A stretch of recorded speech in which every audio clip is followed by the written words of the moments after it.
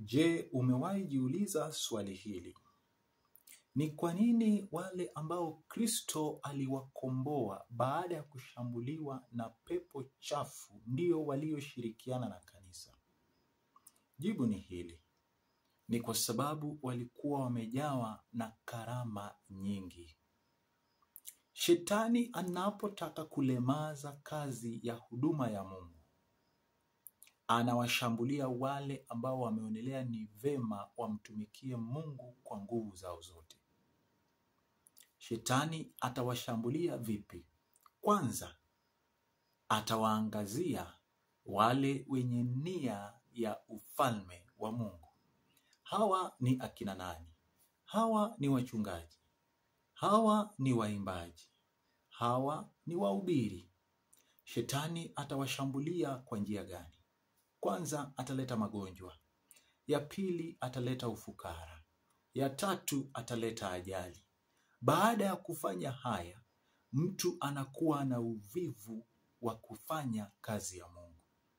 Kikundi cha pili ambacho shetani hushambulia ni wale wenye kutoa, wale wenye mapato, wale wenye hela.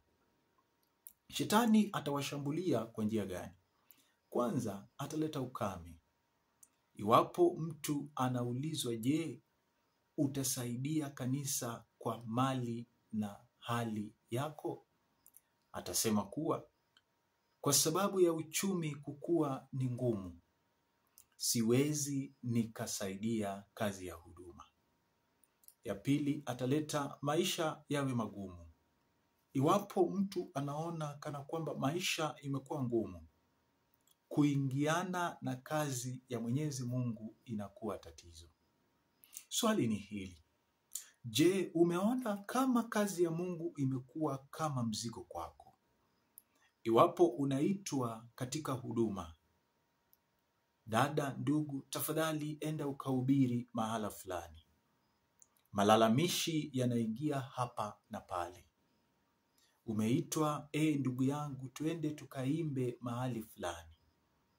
Unaanza kuleta mambo kuwa, sina sauti nzuri. Haya ni mojawapo ya njia ambayo shetani anatumia kuilemaza kazi ya Mungu.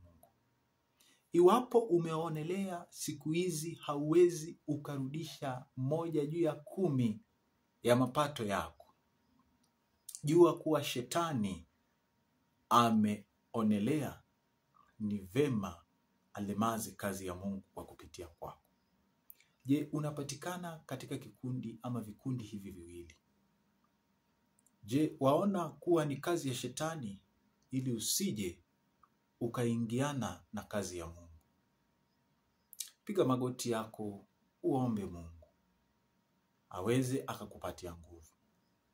Angalia taswira iliyoko hapa.